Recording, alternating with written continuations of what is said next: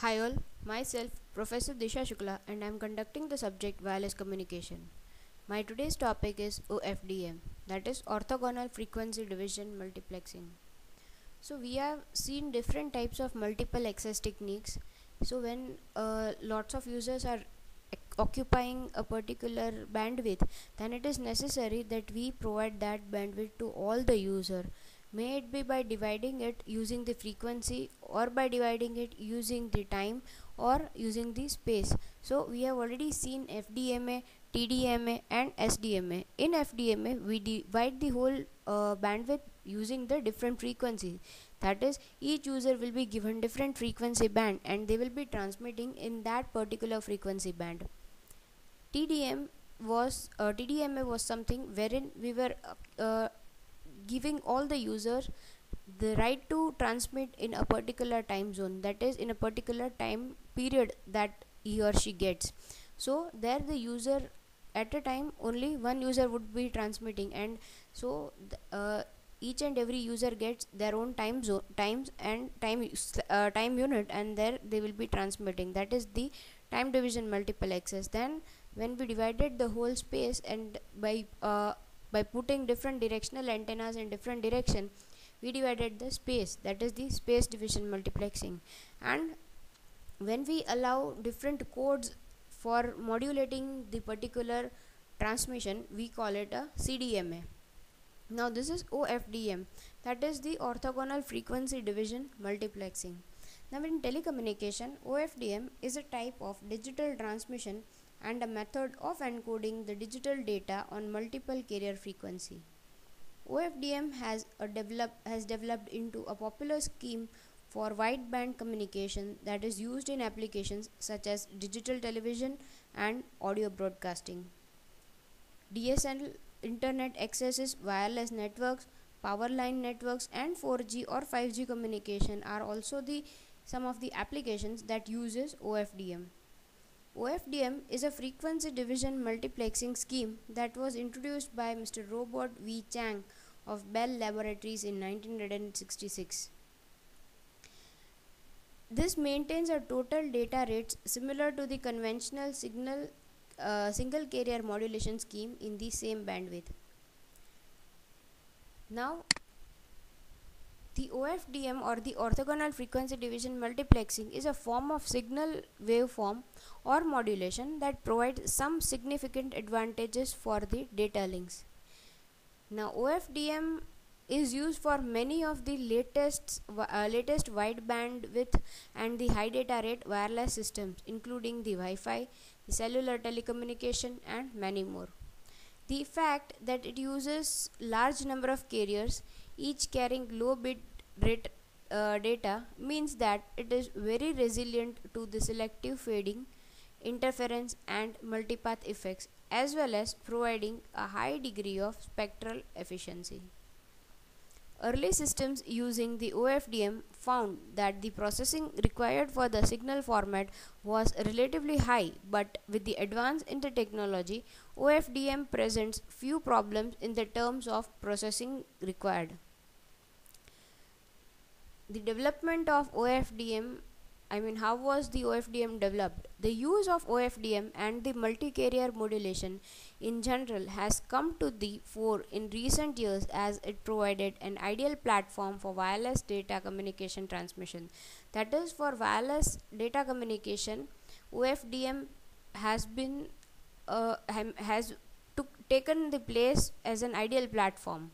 But however, the concept of OFDM was first investigated in 1960s and 70s. In addition to their other requirements needed to achieve error-free data transmission in the presence of interference and selective propagation condition. That is, the actual scenario or the actual requirement of the system was to achieve an error-free data transmission in the presence of interference and selective propagation condition. At that time, the concept of OFDM was introduced. What is OFDM? It is a form of multi-carrier modulation. Any OFDM signal consists of a number of closely spaced modulated carriers. When modulation of any form, that is the voice or data, is applied to a carrier, then the sidebands spread out in the either sides. That is, whenever a modulation is carried out on a voice or a data, it is applied to the carrier signals, then the sideband spread out in the either direction.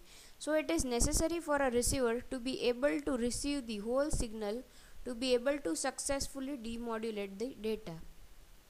So at the receiver side, what happens is that for the receiver to demodulate the whole thing, it is necessary to receive the whole signal. So as a result, when the signals are transmitted close to one another, they must be spaced so that the receiver can separate them using a filter, and there must be a guard band between them. The concept of guard band is something, it is a band, or it is a frequency band that we use between the two frequencies so that they don't overlap each other. So this is what is required when you pass the data in a particular system, and for at the receiver end you need such kind of a spacing or the guard bands so that we can separate the whole signal using the filters.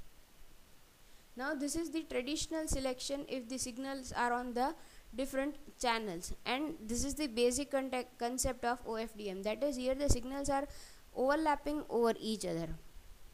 Now this is not the case with the OFDM. Although the sidebands from each carrier overlap, they can still be received without the interference that might be expected because they are orthogonal to each other. Now what does this line mean? This is the most important concept over here. See, whenever you are transmitting a particular signal such that there is the waves overlap over each other, then it is necessary to separate the two waves. But if they are overlapped in such a manner, it is very difficult to separate the signals. But here, because the signals are orthogonal to each other, that is, they don't interfere to each other, it can be they can be separated. This is achieved by having the carrier spacing equal to the reciprocal of the symbol period.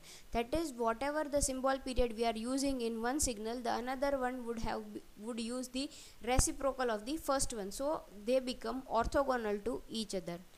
To see how an OFDM works, it is necessary to look at the receiver, and this acts as a bank of demodulators, translating each carrier down to the DC. That is, at the receiver side we will be having lots of demodulators. There we can say there are a bank of demodulators that will be translating each carrier down to the DC. The resulting signal is integrated over the symbol period to regenerate the data from the carrier, and the same demodulator also demodulates the other carriers. Now, as the carrier spacing equal to the reciprocal of the symbol period means that they will have a whole number of cycle in the symbol period, and their contribution will sum to 0. In other words, there is no interference contribution. That is, whenever we are transmitting particular signals that are orthogonal to each other, that is, the carrier spacing will be equal to the reciprocal of the symbol period. That means that they will have a whole number of cycle in the symbol period, and their contribution will sum to 0. That is, the contribution because of all those waves will be equal to 0, and hence there will be no interference contribution. Some of the key features of OFDM includes multiple carriers, that is, the subcarriers that carry the information stream. The subcarriers are orthogonal to each other, and a guard interval is added to each symbol to minimize the channel delay spread and inter-symbol interference. That is, a guard interval is added to each and every symbol. How does this help? It will minimize the channel's delay spread and the inter-symbol interference. Some of the advantages of OFDM includes immunity to selective fading. Now, one of the main advantages of OFDM is that it is more resilient to the frequency selective fading than single carrier systems because it divides the overall channel into multiple narrow band signals that are affected individually as a flat fading subchannel. So what happens is, here we consider that the whole signal carrier it divides the overall channel into multiple narrow band signals, and hence it is the biggest, it is more resistant to the frequency selective fading. Resilience to the interference. Now, interference appearing on a channel may be bandwidth limited and in this way will not affect all the subchannels. This means that not all the data is lost. Spectrum efficiency. Using a close spaced overlapping subcarriers, a significant OFDM advantage is that it makes efficient use of the available spectrum. That is, it will be using the available spectrum effectively because it uses close spaced overlapping subcarriers. So there won't be a waste of the bandwidth that is provided. Resilient to ISI, that is another advantage of OFDM is that it is very resilient to ISI, that is the inter-symbol and inter-frame interference.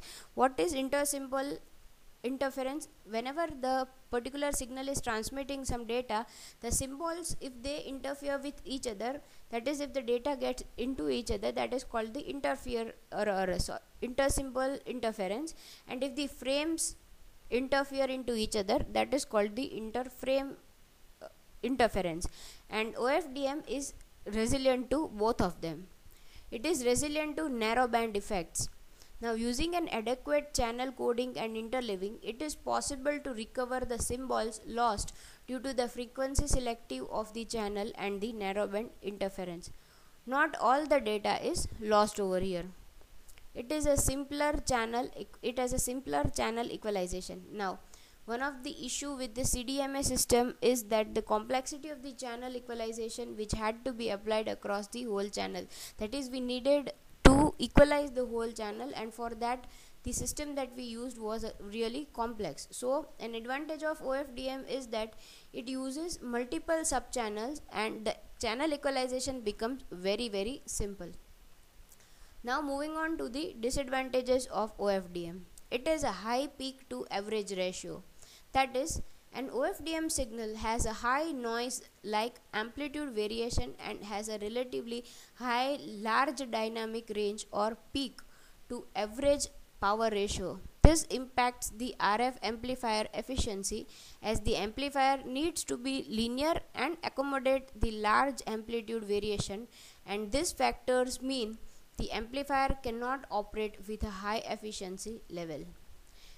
And it is sensitive to the carrier offset and drift. Another disadvantage of OFDM is that it is sensitive to the carrier frequency offsets and the drifts. That is, single carrier systems are less sensitive. So this is all about OFDM. If you have any questions, you can ask.